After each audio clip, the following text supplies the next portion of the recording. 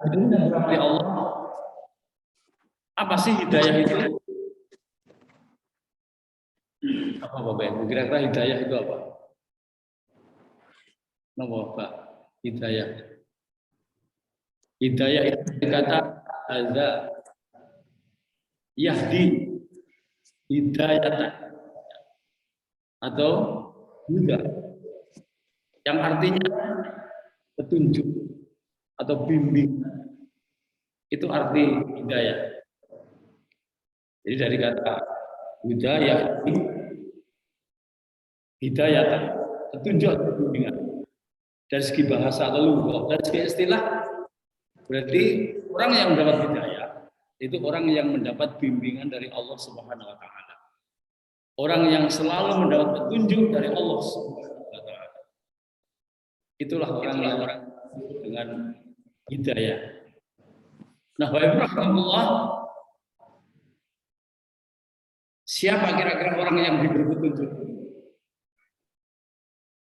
Dan apakah orang mampu menghalangi kehendak Allah untuk memberikan hidayah pada orang lain atau termasuk menyesatkan orang lain?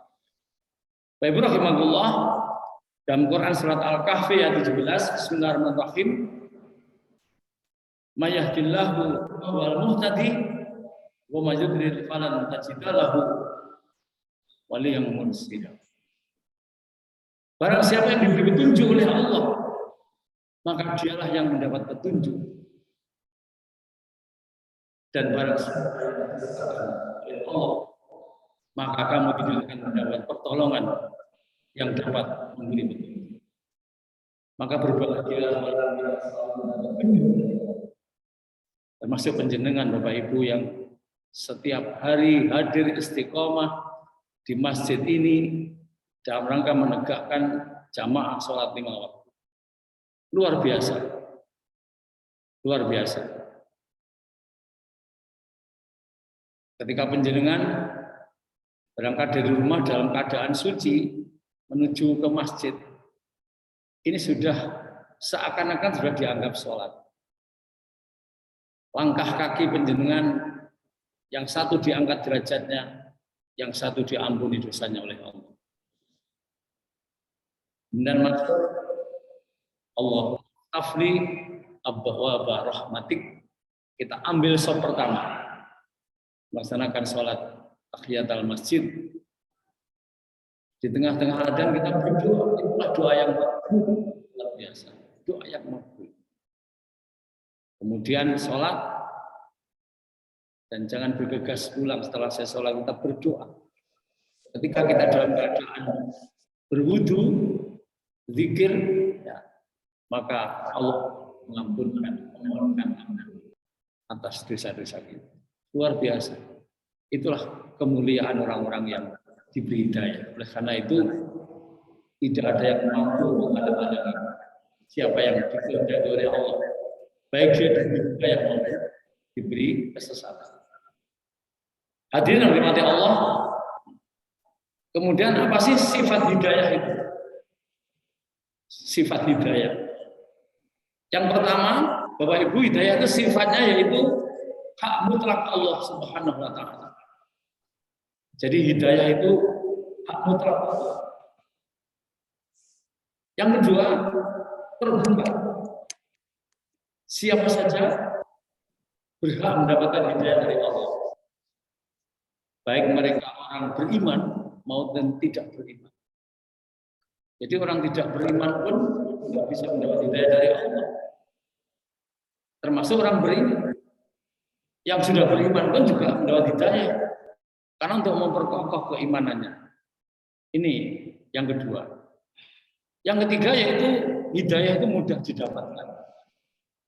Sebenarnya mudah didapatkan. Asalkan kita bersungguh-sungguh memohon, meminta pada Allah. Inilah hadirin Allah tentang hidayah.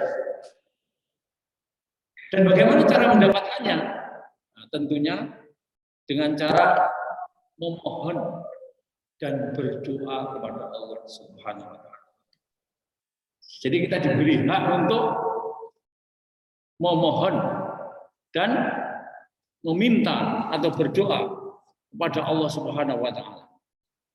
Ini Bapak Ibu rahimakumullah tentang hidayah. Oleh karena itu kita jangan waleh-waleh, jangan bosan-bosan. Allah itu sebenarnya sangat Rahman, sangat Rahim pada hambanya. Jadi kita kalau dibiarkan oleh Allah, Allah nggak ikut campur Bapak Ibu. Kita nggak akan mungkin jadi orang yang beramal soleh seperti ini. Jadi kita bisa hadir di masjid seperti ini, kita bisa berbuat baik pada tetangga, kita bisa berbuat baik pada saudara kita. Ini karena Rahman dan Rahimnya Allah. Sebab kalau Allah tidak campur tangan, nggak mampu, manusia itu nggak ada apa-apanya. Termasuk kita masuk surga, itu karena Rahman dan Rahimnya Allah Subhanahu wa taala. Oleh karena itu, kita jangan waleh-waleh setiap saat dan setiap waktu. Kita harus selalu berdoa kepada Allah. Wa qala rabbukum ud'uni astajib lakum. Innal ladzina yastakbiruna an sayadkhuluna jahannam dakhirin. Berdoalah kepadaku, niscaya akan kuperkenankan bagimu. Sesungguhnya orang-orang yang menyombongkan dari diriku atau menyembah aku, maka dia akan masuk neraka jahanam dalam keadaan hina-hina.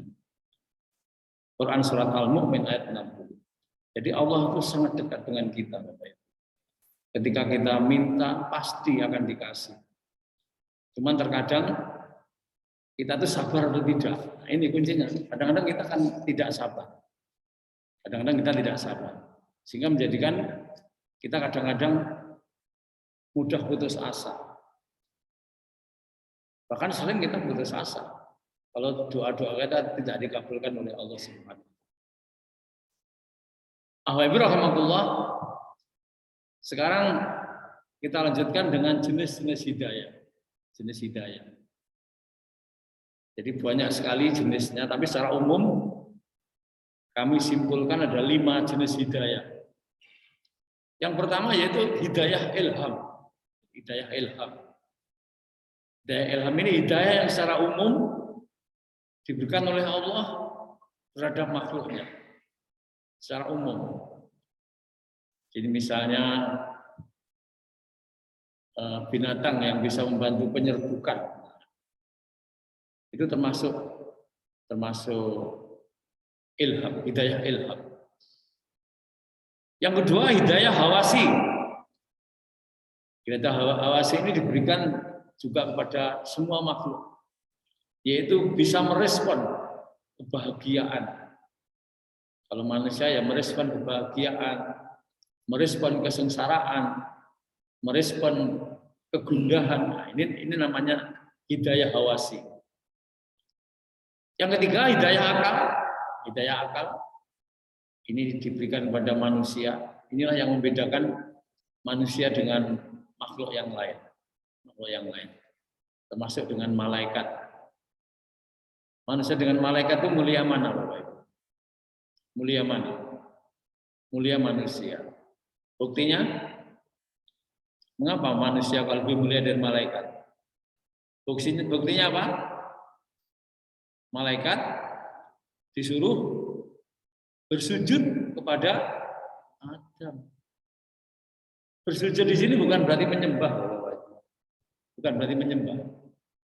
Jadi bersujudnya malaikat pada Adam ini sebagai bukti penghormatan atas perintah Allah. Jadi bukan bersujud. Ini saya menemukan ini, Pak. Makanya menghormat bendera itu beda dengan bersujud atau menyembah, beda. Maka berhormat pada bendera itu boleh, ya, karena sebagai penghormatan. Buktinya malaikat saja memberikan penghormatan pada Adam alaihissalam. Kemudian yang keempat yaitu hidayah din. Nah, hidayah din ini hidayah yang diberikan pada kita ini, yaitu agama. Dengan agama kita bisa membedakan yang hak dan batil. Dengan agama kita bisa membedakan mana yang benar, mana yang salah. Dengan agama kita bisa berbuat yang bermanfaat bagi orang lain. Inilah hidayah yang diberikan oleh Allah kepada kita, Bapak Ibu. Dan yang keempat yaitu hidayah taufik. Hidayah taufik. Apa hidayah taufik ini? Hidayah yang paling tinggi tingkatannya, yaitu jadikan pedoman hidup. Jadikan sebuah aktivitas kehidupan, termasuk penjenengan aktif di majelis taklim seperti ini. Ini luar biasa. Makanya kita jangan meremehkan majelis taklim, Bapak Ibu. Majelis taklim, majelis ilmu ini adalah majelisnya bagaikan orang-orang di taman surga. Bagaikan di taman surga, itu hadis sahih. Maka berbahagialah masjid ini selalu mengadakan majelis ilmu. Majelis ilmu. Karena menuntut ilmu itu dalam syariat Islam adalah wajib. Apalagi ilmu agama, Bapak Ibu. Hukumnya wajib. Bahkan nggak hanya wajib. Wajib. Wajib. Kok bisa wajib? Iya. Contohnya sholat. Sholat itu ada ilmunya. Kalau kita tidak mempelajari ilmunya sholat, berarti sholat kita tidak sempurna. Maka belajar ilmu sholat itu hukumnya wajib. Jadi mengilmoni sholat, mengilmoni haji, mengilmoni puasa. Ini semua ada ilmunya. Kalau kita nggak ilmu, makanya ada hadis Nabi, man arada dunya fa'alahi bil ilmi. Wa man aradal akhirata fa'alaihi bil ilmi wa man aradahuma fa'alaihi bil ilmi. Ini jelas, Pak. Jadi kita wajib. Berarti ilmu-ilmu umum itu tidak wajib. Wajib atau tidak? Tergantung niatnya. Kalau niatnya untuk membantu dakwah Islam itu sama, pahalanya juga sama. Contohnya ketika masa sahabat itu ada orang yang belajar bahasa Ibrani. Kemudian dia dengan belajar bahasa Ibrani itu dengan tujuan supaya bisa berkomunikasi dengan mereka, bisa berdagang, bisa berdakwah. Jadi tujuannya untuk mengembangkan Islam itu menjadi wajib. Sama, Bapak Ibu. Matematika, ilmu ekonomi, ilmu perbintangan, ilmu apapun di luar ilmu agama, kalau niatnya adalah untuk mengembangkan ajaran Islam, ini pahalanya sama dengan belajar ilmu. Bapak Ibu rahimakumullah, cara memperoleh hidayah. Sekarang cara memperoleh hidayah. Bagaimana cara memperoleh hidayah ini? Meskipun kita sudah beriman, ya sudah melaksanakan perintah Allah, kita harus tetap menjaga. Dan kalau bisa iman kita ya iman yang kafah, ya iman yang kafah. Ya ayyuhalladzina amanu udkhulu fis silmi kafah wa la tattabi'u khutuwatis syaitan innahu lakum aduwwun mubin. Hai orang yang beriman, masuklah kamu ke dalam Islam secara kafah. Kafah niku napa Bapak Ibu? Kafah niku napa? Kabeh. Kabeh, jadi kafah itu kabeh, sempurna. Masuklah ke dalam. Jadi jangan setengah-setengah. Jangan nanggung, ya. Dan janganlah kau ikuti langkah-langkah setan, karena sesungguhnya setan itu adalah musuh yang nyata bagi kamu. Jelas setan itu musuh yang nyata. Namun kita juga nggak usah takut, Bapak Ibu. Setan itu ternyata kekuatannya hanya membisikkan. Nggak sampai kok mendorong atau menjorong. Kalau setan diberi kekuasaan menjorong, ini kita habis. Ya mungkin di tepi laut dijengkakne mati, di sungai dijengkakne mati. Setan itu hanya membisikkan. Tapi bisikan setan itu luar biasa, luar biasa. Kita nggak boleh menyepelekan. Nabi Adam dan Hawa aja bisa terperosok ke dalam keingkaran. Tapi itulah, jadi setan itu hanya seperti itu. Yang pertama cara memperoleh hidayah, Bapak Ibu, membuka hati dan pikiran kita. Kita harus membuka hati. Kita masuk ngeten iki. Majelis ilmu, majelis taklim, ini membuka hati. Kalau saya ibaratkan itu hidayah itu cahaya. Hidayah itu cahaya. Kemudian rumah itu, hati itu adalah rumah. Kalau rumahnya terbuka, maka banyak yang masuk. Kalau hati kita terbuka, hidayahnya masuk. Jangan sampai kita menjadi orang yang hatinya tertutup. Orang yang hatinya tertutup itu diberitahu atau tidak beritahu sama saja. Oke.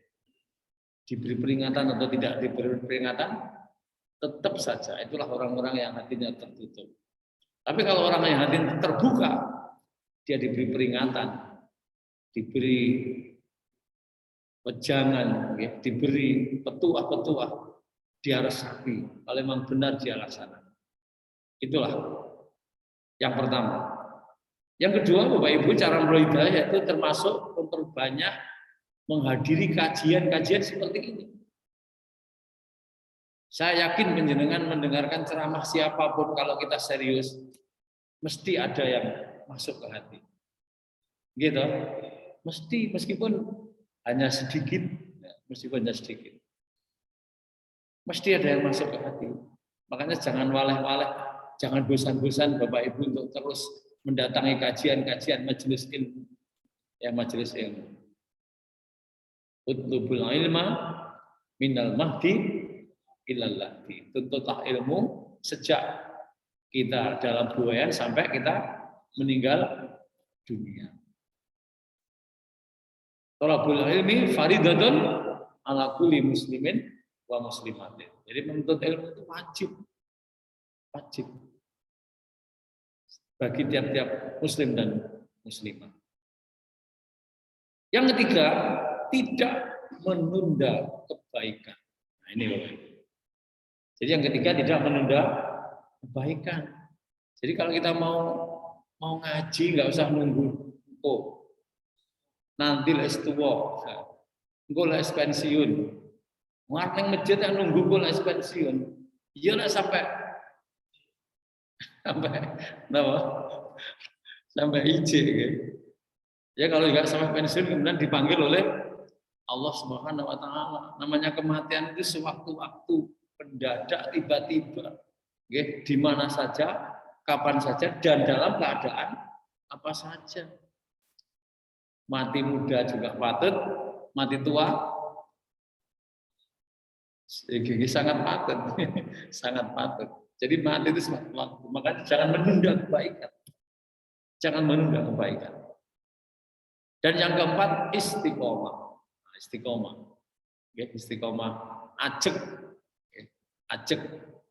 ajak berjamaah seperti ini. Ajak berjamaah. Jadi orang muslim yang taat itu, apalagi ahli masjid itu memang pikirannya harus dimanapun harus masjid, Pak. Rajulun qalbuhu mu'allaqun bil masajid. Jadi orang yang hatinya tergantung di masjid. Jadi mau pergi kemana tuh bah yang dipikir masjid. Nanti kita berangkat jam 5 di Surabaya. Kita sholat nanti di Nganjuk sambil makan. Kalau yang tidak beriman, sing dipikir makannya bukan sholatnya atau nanti masjidnya di mana. Nggih, Pak ya. Nah, kalau orang yang ahli masjid yang dipikir nanti nomor 1 masjid. Itulah orang-orang yang rajulun qalbuhu mu'allaqun bil masajid. Jadi hatinya tergantung di masjid. Itu salah satu orang yang mendapat perlindungan nanti di yaumul qiyamah. Mudah-mudahan panjenengan semua termasuk ahli masjid. Amin ya rabbal alamin. Nah, Bapak Ibu rahimakumullah, kita lanjutkan sekarang. Ciri-ciri orang yang mendapat hidayah dari Allah. Ciri-cirinya ini ada banyak, Bapak Ibu. Panjenengan termasuk enggak dalam ciri ini? Oke.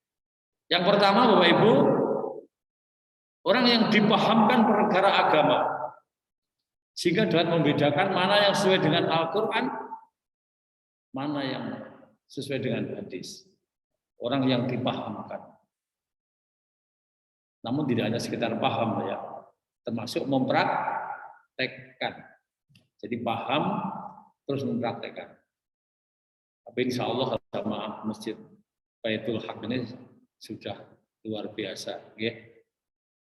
Kami mengamati ini sudah lama, Bapak. Bisa jadi jamaah di sini sejak tahun 2006 sampai sekarang. Jadi saya hafal, insya Allah luar biasa. Masjid yang luar biasa ini. Yang kedua, mulai mencari-cari kajian ilmu agama. Jadi mulai mencari-cari di mana ya ada kajian.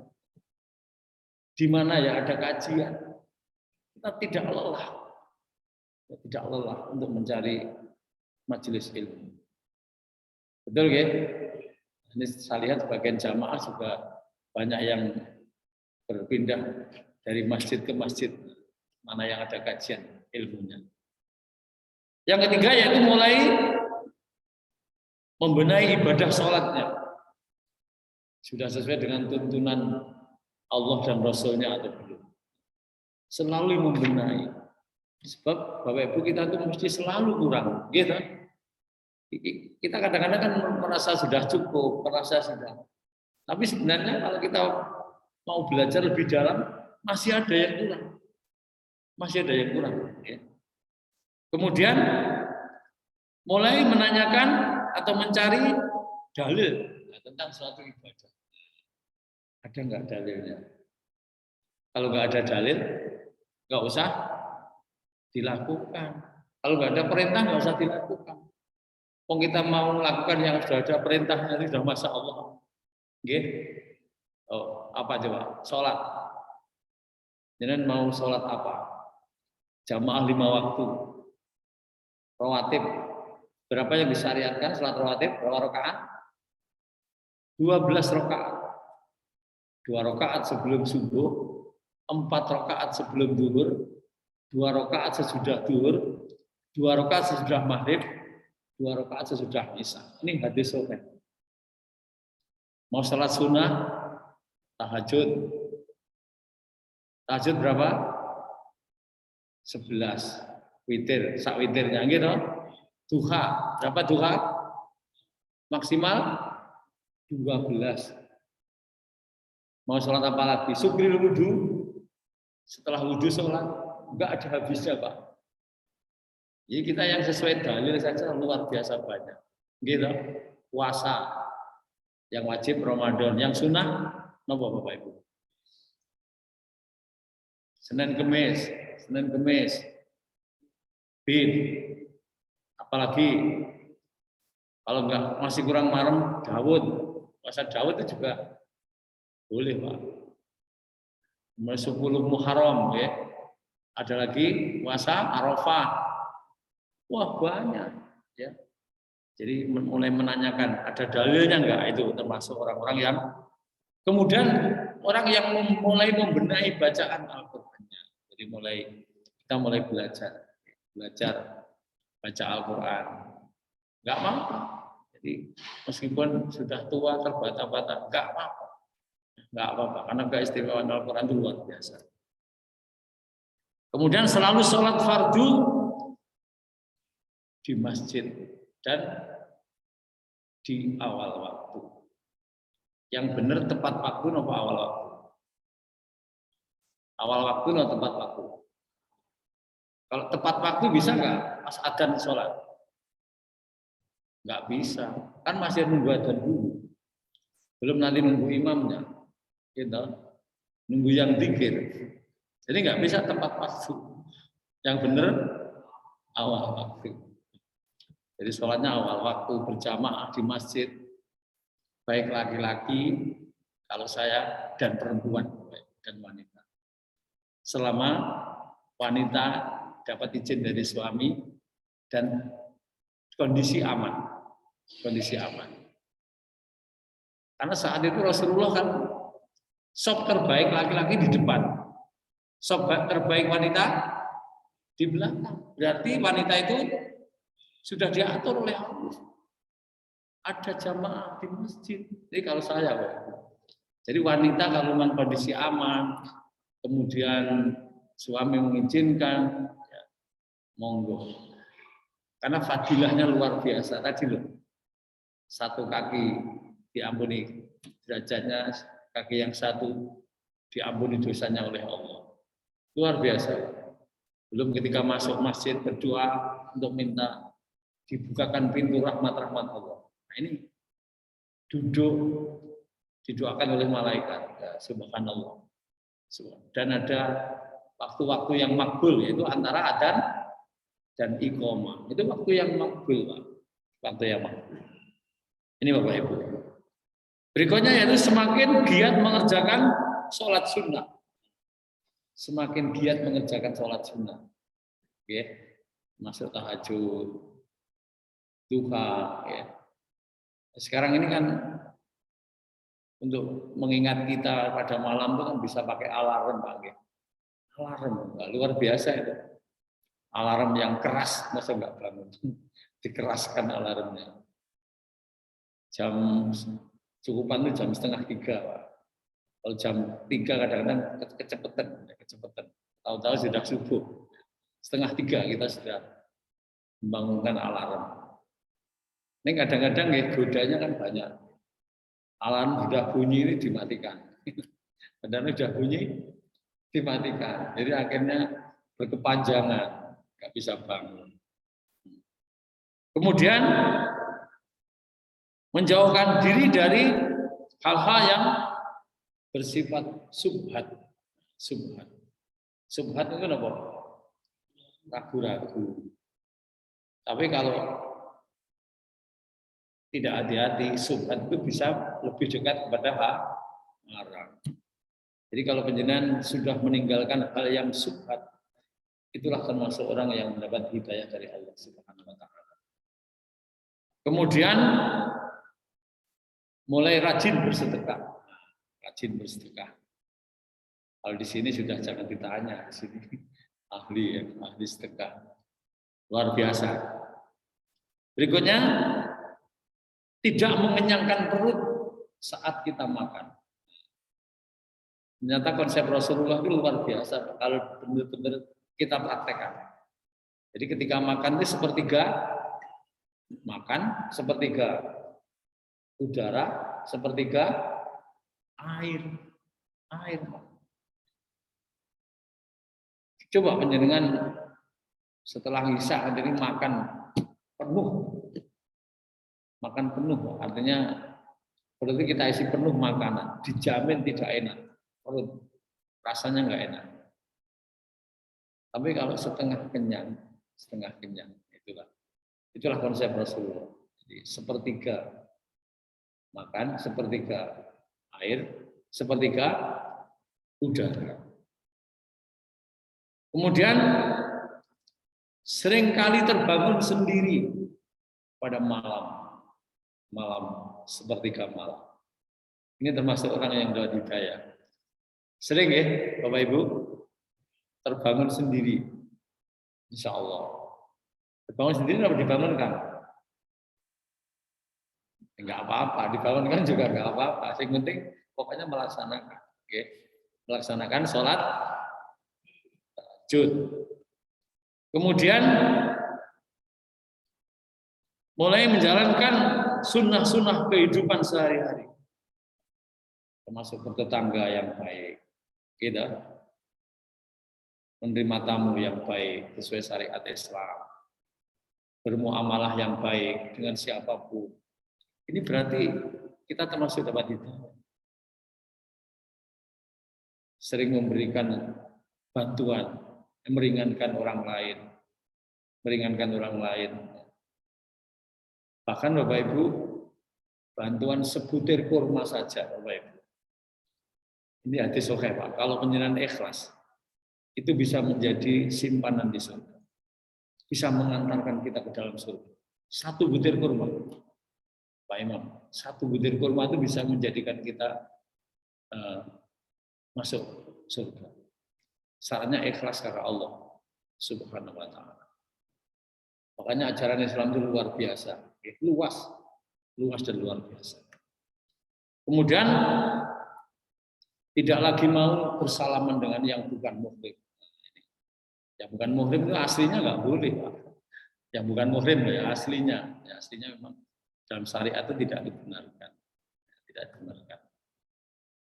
Kemudian sering mengingat mati, wah ini sering mengingat mati.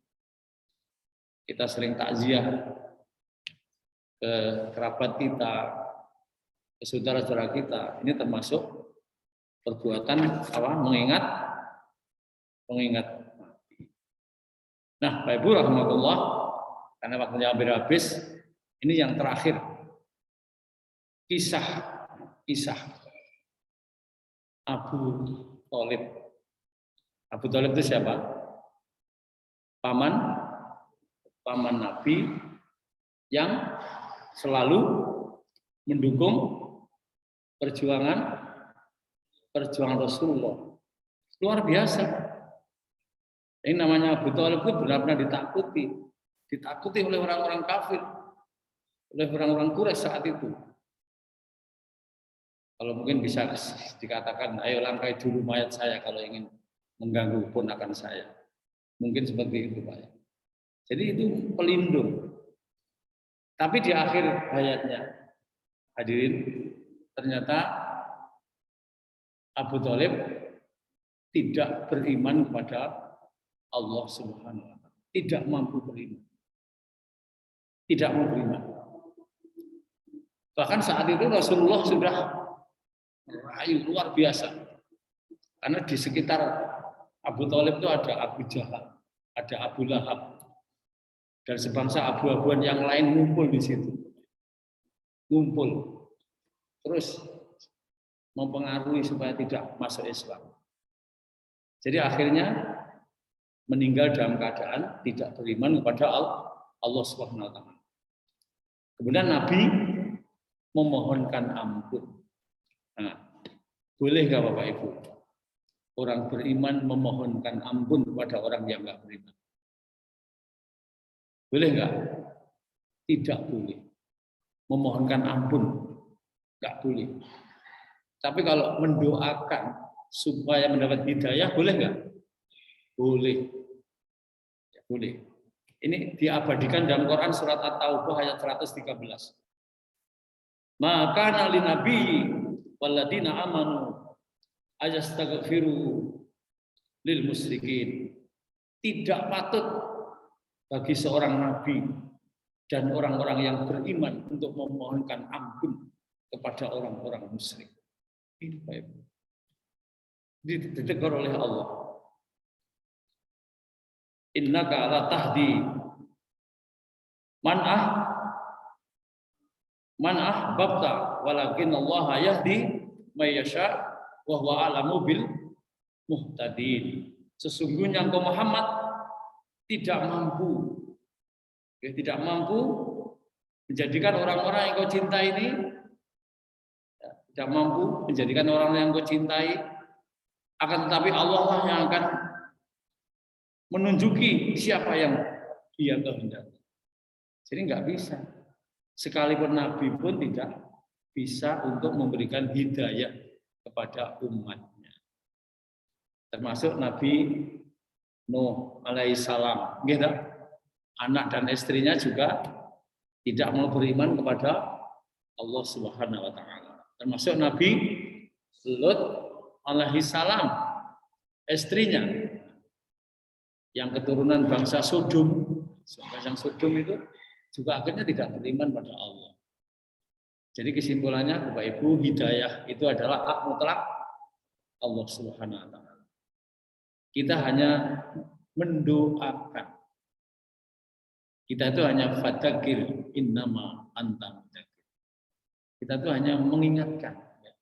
Sesungguhnya kita itu hanya mengingatkan, mengajak, memberitahu. Jadi nggak bisa untuk memberikan hidayah, nggak bisa. Makanya kita nggak boleh berhenti dari berdakwah itu di situ itu, Pak. Kita tetap mengingatkan anak-anak kita, mungkin kita ajak ke masjid, mungkin berat, gitu. Tetap kita harus ngomong, ayo nak ke masjid. Kadang-kadang mungkin istri kita juga bulat dijak ke masjid, ayo dek. Tetap sampai dia benar-benar Siapa tahu hidayah Allah itu bisa melalui perantara kita. Ini Bapak Ibu hadirin yang dirahmati Allah. Mungkin mekaten sedikit ya, perkenalan mungkin suatu saat bisa disambung barangkali bermanfaat ya. Cuman saya kan tiap Jumat itu kan sore pulang ke Ponorogo dan kadang-kadang tidak di sini hari-hari Senin, kadang-kadang tugas di luar. Jadi saya dinas di depan ini loh, di kantor Balai Diklat Keagamaan Surabaya. Demikian Bapak Ibu, ada salahnya mohon maaf dan mudah-mudahan doa kita selalu kita dalam rahmat dan hidayah Allah Subhanahu wa taala. Amin ya rabbal alamin. Aku lu qouli hadza astaghfirullahaladzim. Assalamualaikum warahmatullahi wabarakatuh.